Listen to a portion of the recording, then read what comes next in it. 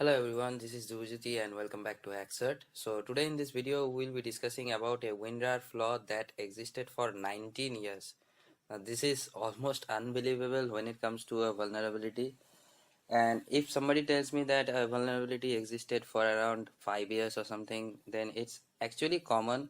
But if a vulnerability existed for 19 years, then it's really dangerous, and it's a matter of concern that it didn't come into the eyes of so many cybersecurity experts out there.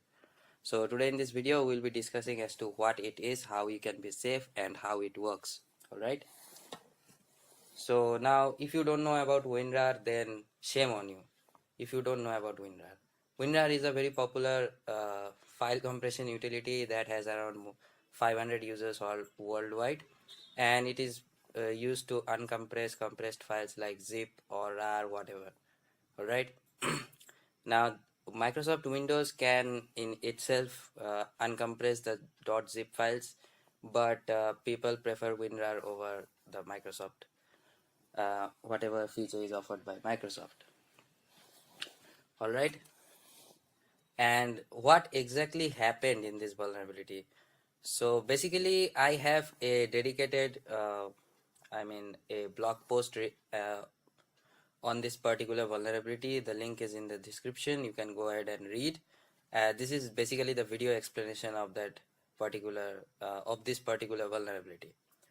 So researchers at Checkpoint is probably a cybersecurity firm. They found a vulnerability that existed in WinRAR for around 19 years. All right. The vulnerability is basically linked with the .ace format, like you have seen .zip or .rar format like this one, .zip or .rar format. Similarly, there is a format .ace or ACE, whatever you choose to call it. Now .ace is not a very popular format. It's not common among us, and most of you, I'm pretty sure, don't know about or haven't heard about the .ace format. So what in this hacking attack, what a hacker can do is basically extract the contents of a .ace file into any directory he or she wants, despite the user's choice. Like for example, you have a .ace file in your computer, and obviously WinRAR detects that. And if you just click extract here or extract in a certain directory, obviously the contents of that particular file will be extracted in that particular directory which you chose.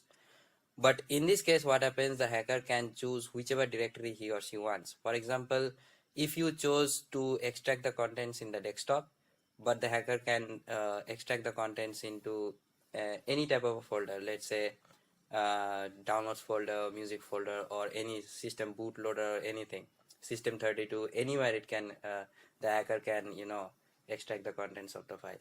So just imagine that if any malicious file is present inside that particular .ace format, and if something like that happens, and if let's say you downloaded a file from a certain website or certain source, which is a .ace format file, and you simply extracted it, and the files didn't extract in the location you wanted to, but it extracted in a different location that you had no idea about, right?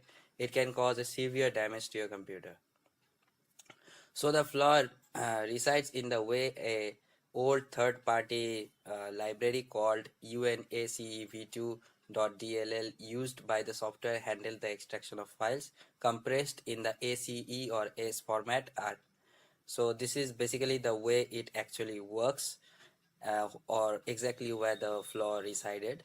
Now the most dangerous or the most biggest matter of concern is that, let's say you have a RAR file, or let's say you have a zip file.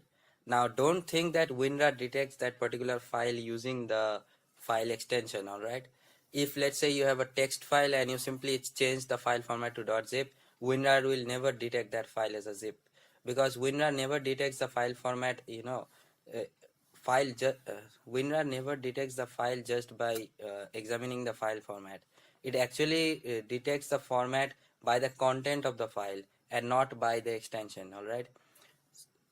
So attackers can merely change the .ace format or the .ace extension to .rar or maybe anything else to look like a normal file. Actually it's a .ace file, but it will seem like a .rar file, and let's say you extracted the contents just by thinking it's a RAR file, so no problem. But at the end of the day, the contents were malicious and it got extracted into some other folder you had no idea about.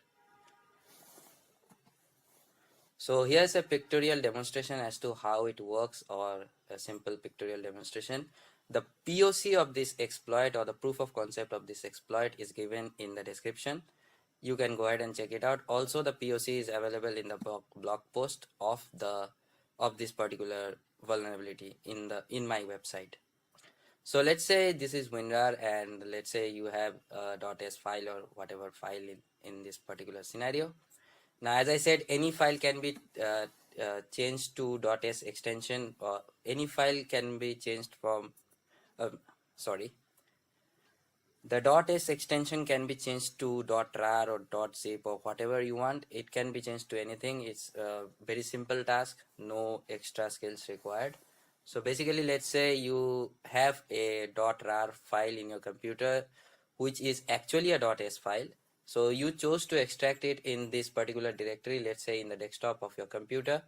But when you clicked on extract in this particular directory, or let's say it's in the desktop and you clicked extract here, it didn't extract in this particular directory, but actually it extracted in this particular directory, which is the music directory or the music folder, or maybe in any other sort of directory in the system32, or maybe even in directories, where it is, I mean, users don't generally go over there. A normal user or a typical user won't go over there. Like a common user doesn't generally go to the system32 directory, right? He generally serves the files or folders which is of his or her choice.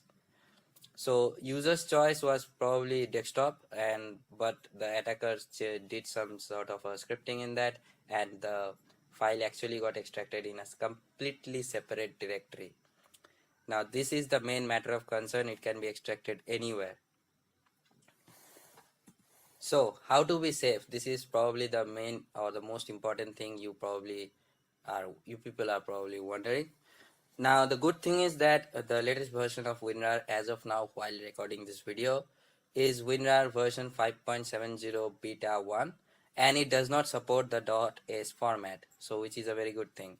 Now .s format is not a popular one, so WinRAR has dropped support for that, and the latest version, which is the 5.70 beta 1, doesn't support this particular file format, that is the .s format. So if you have WinRAR in your computer, then do update it to this particular version, all right, as ASAP.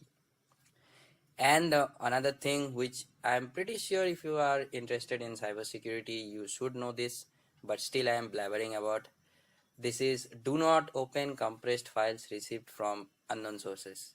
Not just compressed files, you do not open any sort of a file received from any sort of a location unless and until it is trusted. Now, I'm not saying that do not open a zip file that is available in an official website or available from an official location.